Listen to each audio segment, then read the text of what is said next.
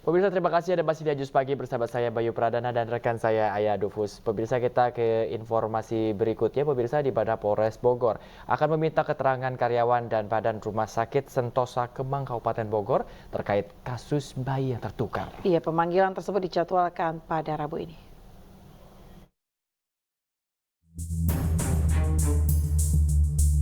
Kasus dugaan bayi tertukar di Rumah Sakit Sentosa Kemang Kabupaten Bogor, Jawa Barat memasuki proses penyelidikan. Aparat Polres Bogor rencananya akan meminta keterangan dari sejumlah karyawan rumah sakit serta bidan yang menangani proses lahiran sang bayi. Pihak kepolisian juga akan melakukan pendataan rumah sakit setahun ke belakang saat bayi lahir, termasuk siapa saja yang melakukan persalinan di waktu bersamaan. Kita sudah mendatangi rumah sakit. Rencananya hari Rabu besok kita akan memanggil seluruh karyawan, dokter, bidan yang menangani pada saat hari itu. Tentunya akan kita coba cari dari hulu sampai ke hilir. Saat itu siapa saya melahirkan di situ, sehingga kita mencari data perkiraan siapa-siapa yang mungkin saat itu lahir bertepatan dengan kelahirannya anaknya Ibu Siti. Diketahui sebelumnya seorang balita tertukar di sebuah rumah sakit Sentosa Bogor, Jawa Barat. Hal ini baru diketahui oleh sang ibu setelah melakukan tes DNA sang anak. Sang ibu menyadari jika anaknya bukan darah dagingnya setelah mengetahui gelang pasien yang dipakai anaknya bukan namanya. Terkait akan hal ini, sang ibu sudah berusaha menegosiasi dengan orang tua yang mengasuh anaknya selama ini agar bisa menukar lagi bayinya. Namun ibu dari anak kandungnya sendiri enggan menukar meski sudah ada hasil tes DNA. Dari Bogor, Jawa Barat, Wildan Hidayat, iNews melaporkan. Kita ke informasi selanjutnya, pemirsa. Tim Densus 88 Anti Teror Polri menangkap terduga teroris di Bekasi. Dan terduga teroris berinisial DE merupakan seorang karyawan di PT KAI. Tim Densus pun bergerak cepat dengan menggeledah rumah Ja di wilayah Bandung, Jawa Barat.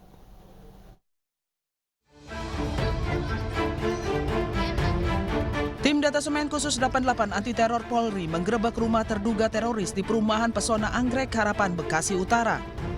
Sejumlah senjata api beserta peluru disita dari rumah ini. Bukan hanya itu, bendera ISIS yang didominasi berwarna hitam dengan tulisan berbahasa Arab juga ikut diamankan. Satu terduga teroris dengan inisial DE ditangkap. Selain itu, DE juga diduga terafiliasi dengan ISIS. Penggeledahan tidak hanya dilakukan di wilayah Bekasi. Berdasarkan KTP milik DE, tim Densus 88 melakukan penggeledahan kedua di wilayah Kabupaten Bandung, Jawa Barat, yaitu di kawasan Bale Indah. Saat para pewarta menyambangi rumah ini, kondisinya sepi dari aktivitas. Dari penggeledahan yang berlangsung selama kurang lebih 2 jam, petugas juga mengamankan sejumlah barang bukti yang diduga terkait dengan kegiatan terorisme. Kalau keseharian orangnya jujur aja orangnya baik, cuman kurang bergaul Pak di lingkungan RT 2 RW 20 anaknya kurang bersosialisasi. Tapi kalau untuk orang tuanya bagus sekali sosialisasinya gitu Pak. Itu tinggal di sini atau tinggal di mana Pak? Jarang tinggal di lingkungan BSI ya Pak ya, di RT 2 jarang, banyaknya di luar gitu Pak. Jadi emang kerjanya di luar berarti? Iya, kerjanya di luar. Tahu nggak Pak kerjanya apa Pak? Macam-macam kerjanya, jadi yang saya tahu itu terakhir yang saya tahu kerja di Ceres. Pabrik ya? Ya, di PT Ceres yang ada di Palasari. Terus keluar pindah lagi kalau nggak salah ke KA Kereta Api ya, gitu. Nah dari situ saya dari situ tahunya sampai situ aja. Dari situ saya tidak tahu. Yang jelas tadi sore. Informasi selanjutnya, DE yang juga karyawan PT KAI diduga aktif melakukan propaganda di media sosial dengan cara memotivasi untuk berjihad. DE juga sudah masuk radar target operasi Densus 88 sejak 5 tahun lalu. Dari Bandung, Jawa Barat, Erik Rizal, iNews melaporkan.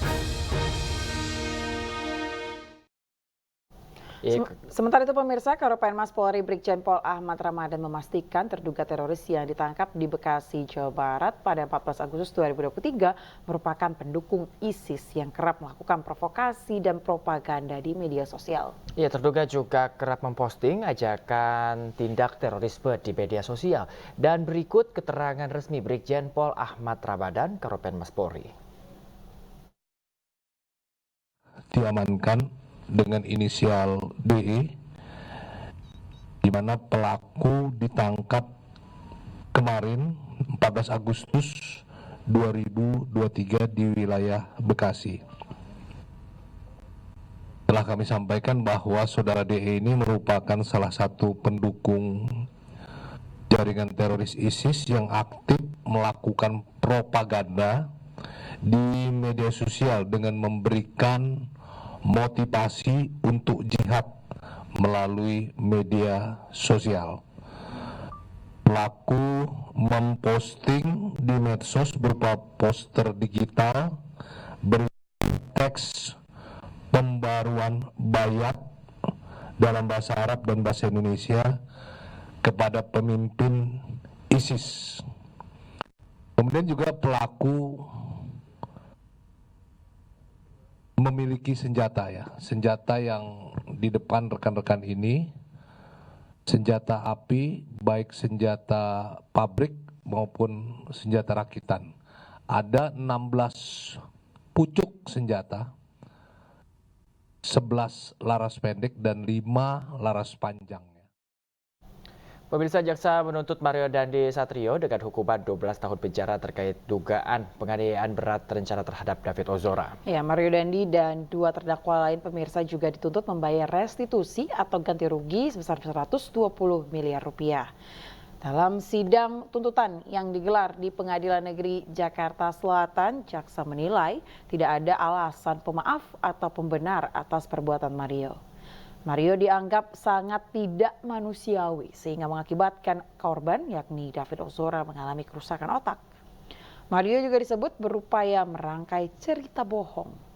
Selain itu, Mario Dandi bersama 2 terdakwa lain, Shane Lucas dan AG, dituntut membayar restitusi kepada korban sebesar 120 miliar rupiah. Jika restitusi tidak dibayarkan, maka akan diganti dengan tambahan pidana 7 tahun penjara.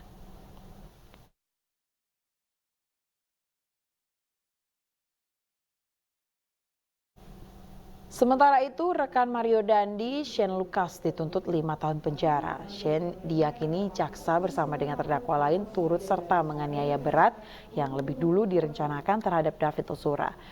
Jaksa juga menilai tidak ada alasan pemaaf maupun pembenar atas perbuatan yang dilakukan Shane Lucas.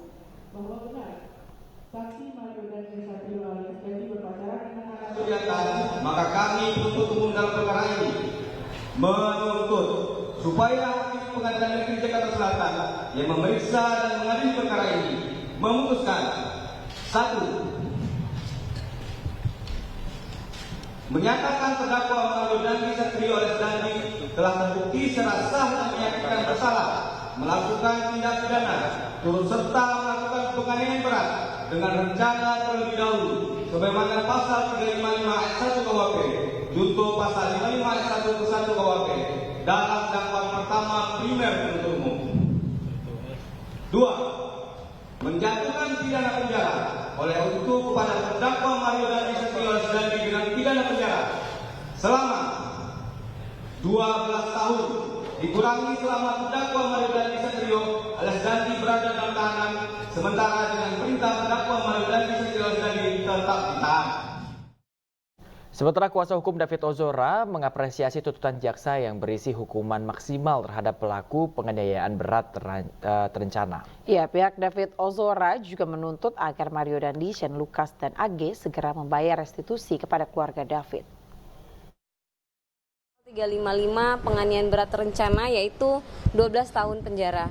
Dan terkait restitusi, jaksa sampaikan untuk kepada para terdakwa baik itu Mario Dandi, baik itu Shane Lucas ataupun pelaku anak AG diperhitungkan sesuai dengan perannya untuk membayar restitusi sebesar 120 miliar kepada anak korban.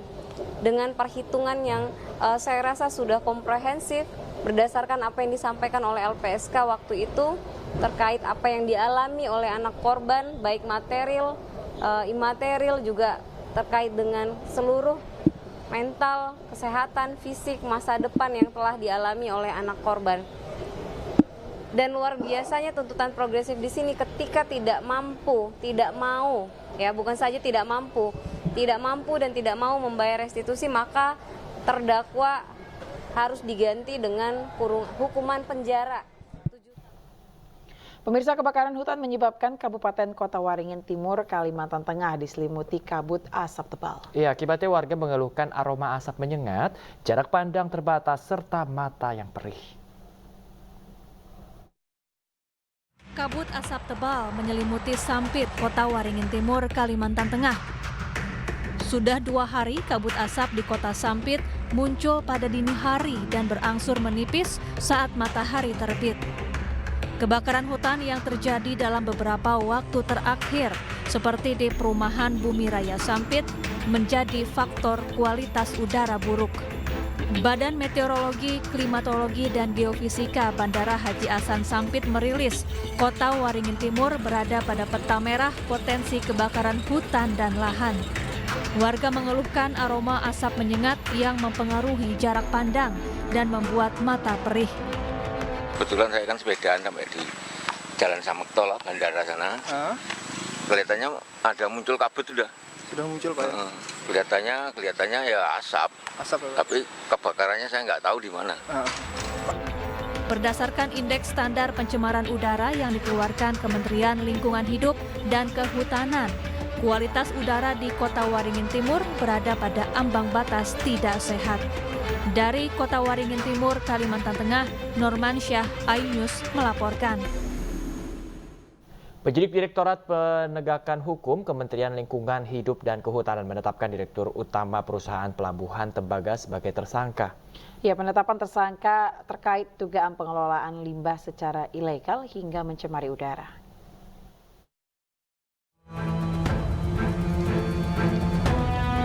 Direktur Utama Perusahaan Peleburan Tembaga yang berada di kawasan industri modern Cikande, Kabupaten Serang, Banten, hanya tertunduk malu saat dibawa penyidik ke kantor Kementerian Lingkungan Hidup dan Kehutanan. BSS ditetapkan sebagai tersangka terkait kegiatan peleburan tembaga yang mencemari udara hingga berdampak buruk bagi masyarakat.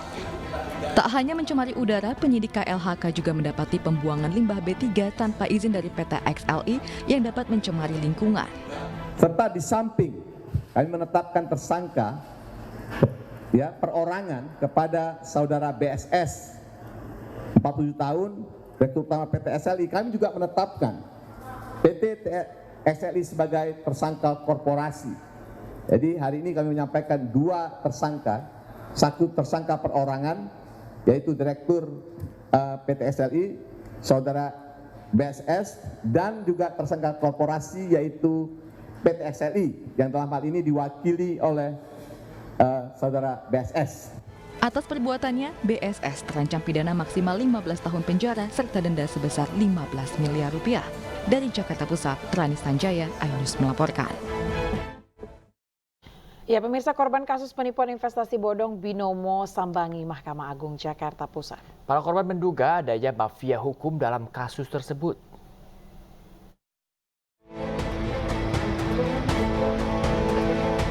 Korban kasus penipuan investasi bodong Binomo mendatangi Mahkamah Agung Senin siang.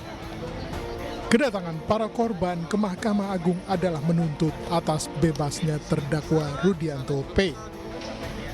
Hal tersebut terjadi akibat kekecewaan para korban atas keputusan Pengadilan Negeri Banten yang mengabulkan banding Rudianto terkait tindak pidana pencucian uang, TPPU, dan terkait barang bukti kasus Binomo yang dilakukan oleh Rudianto yang tidak dikembalikan kepada korban. Harapan kami, barang bukti bisa dikembalikan kepada seluruh para korban Binomo ini. Dan Rudianto P bisa dihukum sesuai dengan perbuatannya. Ya, dan kami memohon kepada Mahkamah Agung dan mendorong agar Rudianto P ditahan kembali karena sudah terbukti melakukan kejahatan kasus Indra Kes tidak boleh kebal hukum demi keadilan sejati. Setuju. Sebelumnya, Majelis Hakim Pengadilan Negeri Tangerang memvonis Rudianto P. pidana 4 tahun penjara. Dari Jakarta, Irfan Hardiansah, Aulina Yasa, iNews melaporkan. Dukungan untuk bakal calon presiden 2024 terus mengalir. Di Makassar, Sulawesi Selatan, pemirsa, sejumlah relawan memberikan dukungan kepada Ganjar Pranowo. Para relawan-relawan PS 2019 yang menjadi simpatisan Prabowo Subianto, Sandiaga Uno pada pemilu 2019 lalu, kini mengalihkan dukungan pada bakal calon presiden Ganjar Pranowo. Mereka mengaku memenangkan Ganjar Pranowo pada kontestasi Pesta Demokrasi mendatang. Dukungan itu ditunjukkan dengan melepaskan baju PS 2019 dan menggunakan kaos GP24 atau Ganjar Pranowo 2024. Para relawan memiliki beragam latar belakang, mulai dari petani, pedagang, tokoh agama, SM, dan para milenial. GP24 optimistik mampu membawa Ganjar Pranowo meraup suara terbanyak di Sulawesi Selatan pada pemilu mendatang.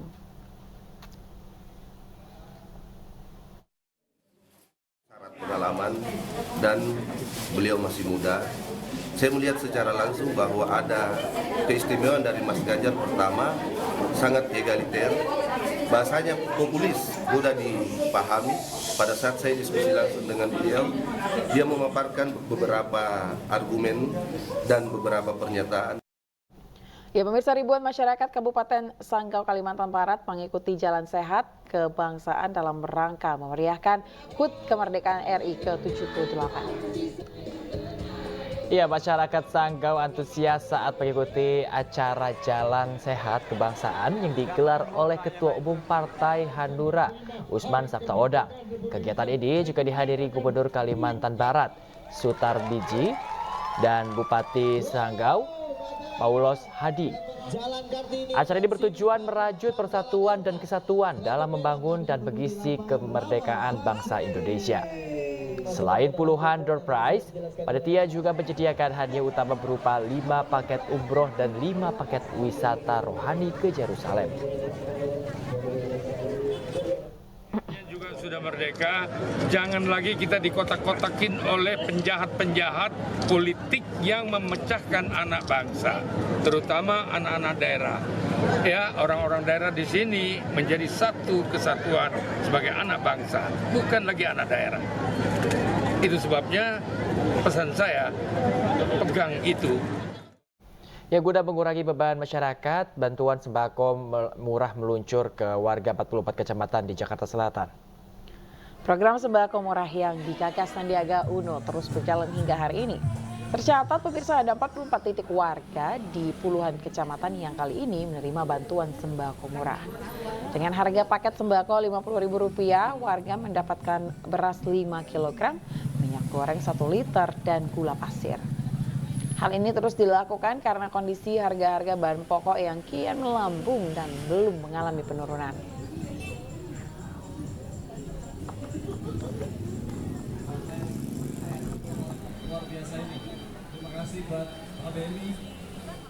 Ketua DPP Partai Perindo Bidang Sosial Yeri Tawalujan menanggapi positif dibukanya kesempatan untuk masyarakat yang dapat menyaksikan secara langsung rangkaian acara di HUT ke-78 RI dari Monas. Ya, menurut Yeri, hal tersebut dinilai dapat membangkitkan semangat nasionalisme masyarakat, khususnya bagi generasi milenial maupun generasi Z.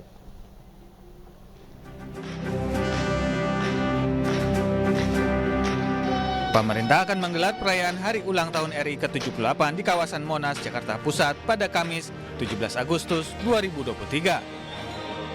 Menariknya, masyarakat bisa menyaksikan rangkaian peringatan kemerdekaan ini secara langsung. Menanggapi hal tersebut, Ketua DPP Partai Perindo Bidang Sosial, Yeri Tawalujan, menyambut positif kegiatan ini.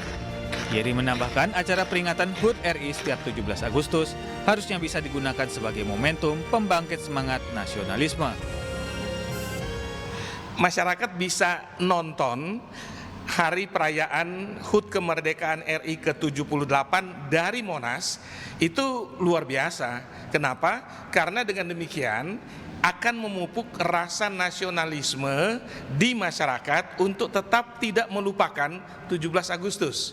Kenapa? Ini kan sudah ke-78 tahun, sudah cukup lama ini. Lalu kalau tidak didengungkan tiap tahun, lama-lama akan lupa bahwa hari kemerdekaan itu 17 Agustus. Peringatan HUT RI juga dapat dijadikan pembelajaran sejarah perjuangan kemerdekaan bangsa, khususnya bagi generasi milenial dan generasi Z. Dari Jakarta, Indra Setiabudi, iNews melaporkan. Ya, pemirsa, tarian Bidu Taismutin yang digelar pemerintah Kabupaten Malaka, Provinsi Nusa Tenggara Timur, raih rekor muri. Ya, dengan penari terbanyak tak kalah istimewa, piagam rekor muri juga diberikan untuk pencapaian akar bilah terbanyak. Selendang putih, lambang kesucian, yakni babak Ribuan warga Kabupaten Malaka, Provinsi Nusa Tenggara Timur larut dalam tarian kolosal Bidu Taismutin di lapangan umum Kota Betun. Tarian yang melibatkan 2.000 peserta ini digelar dalam rangka Hari Ulang Tahun Kabupaten Malaka ke-10 dan HUT RI ke-78 tercatat dalam Museum Rekor Dunia Indonesia atau MURI. Tak kalah istimewa, piagam rekor MURI juga diberikan untuk pencapaian akar bilah terbanyak. Bidu Taismutin, yang mana ini adalah sebuah tarian tradisi khas Malaka yang diangkat kembali dan ini dipergelarkan secara massal. Tadi yang disampaikan oleh Bapak Bupati, sejak awal diberitahu kepada kami ini akan diselenggarakan sebanyak 1.000 peserta. Bupati Kabupaten Malaka, Simon Nahak, akan membuka 2.000 rekening bagi peserta penari sebagai penghargaan atas prestasi mereka. Dan saya harus lakukan.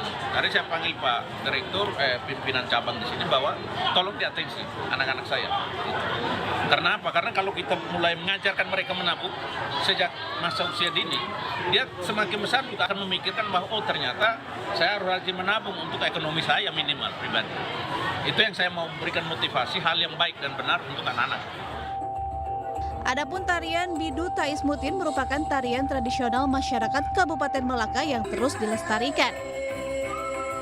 Demikian pula akar bilah juga merupakan panganan lokal pengganti beras dan jagung yang masih dipertahankan hingga saat ini. Dari Kabupaten Malaka, Nusa Tenggara Timur, Fabianus Benge, iNews melaporkan. Untuk informasi lainnya, pemirsa, Majelis Permusyawaratan Rakyat Indonesia akan menggelar sidang tahunan MPR hari ini. Ya, Ketua MPR Republik Indonesia Bambang Susatyo membeberkan persiapan agenda tahunan tersebut.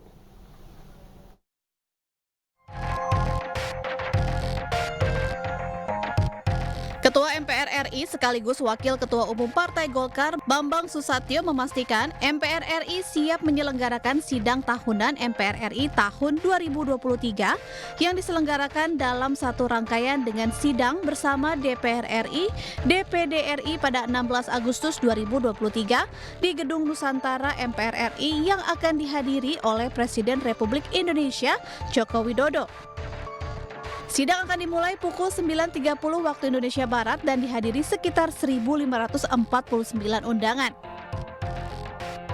Saudara sekalian, berbagai persiapan telah dilakukan oleh MPR untuk memastikan agenda sidang MPR 2023 berjalan lancar dan sukses.